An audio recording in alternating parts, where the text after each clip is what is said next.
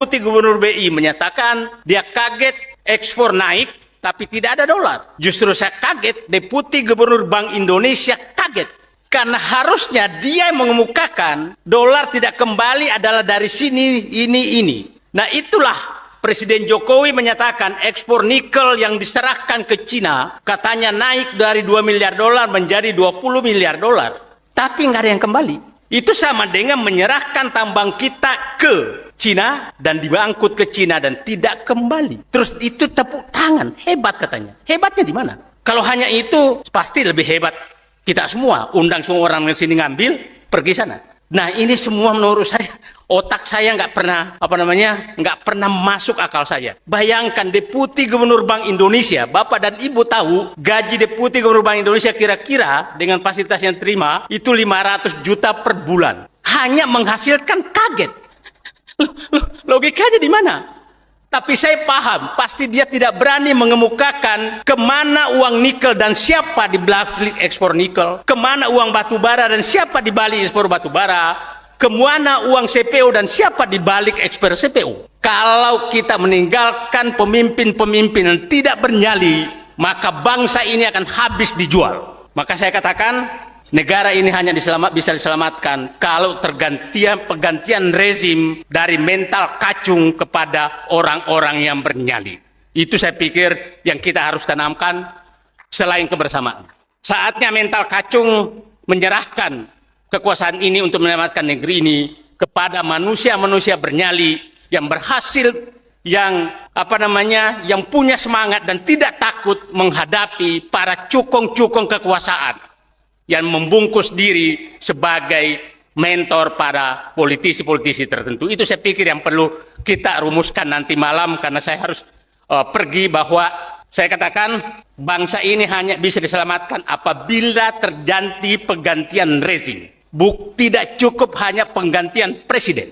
Kalau hanya penggantian presiden, rezimnya masih sama, maka 10 hal yang saya katakan tadi itu akan berlanjut dan makin dalam.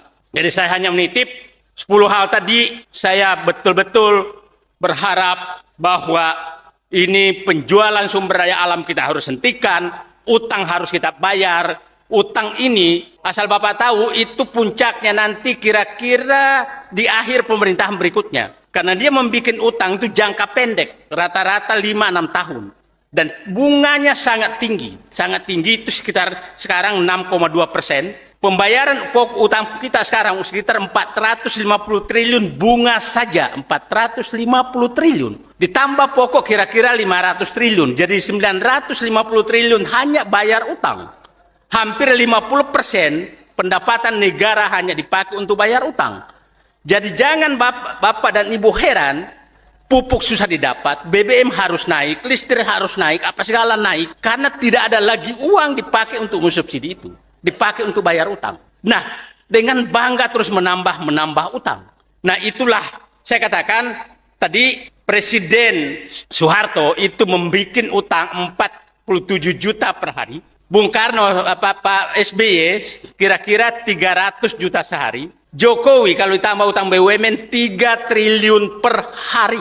3 triliun per hari. Nah, itulah kalau 3 triliun per hari dan membayar utang, kita membayar utang sekarang itu sekitar 2,7 triliun per hari, belum termasuk BUMN. Nah, itulah yang gambaran yang saya katakan. Saya titip bangsa ini, Pak, semua bangsa ini berat. Dan kalau ada anak bangsa yang masih berani menjadi presiden dan wakil presiden, mengambil tanggung jawab ini, insya Allah amalnya lebih banyak daripada orang yang sedang membuat masalah 10 warisan yang akan ditinggalkan. Sekali lagi 10 warisan. Kalau Nabi Musa dapat 10 firman Allah untuk menghadapi Fir'aun, maka saya tidak tahu namanya orang yang meninggalkan warisan 10 yang berat. Kita berikan nama apa? Terima kasih. Wabillahi taufiq wal hidayah. Wassalamualaikum warahmatullahi wabarakatuh. Salam luar biasa Bang Mossad ini. Tapi sedikit Bang Mossad, ada nih pesan 1-2 menit aja sebelum pergi. Selama ini katanya Bang Mossad selalu mengkritisi. Sekarang apa solusinya kira-kira sebelum Bang Mossad pergi? Solusi yang tinggalkan untuk kita bahas nanti. Solusinya ganti pemimpin yang bernyali, panggil semua perampok-perampok itu duduk, kasih pilihan, lu mau kembalikan ke negara atau lu mau ikuti aturan yang aku bikin.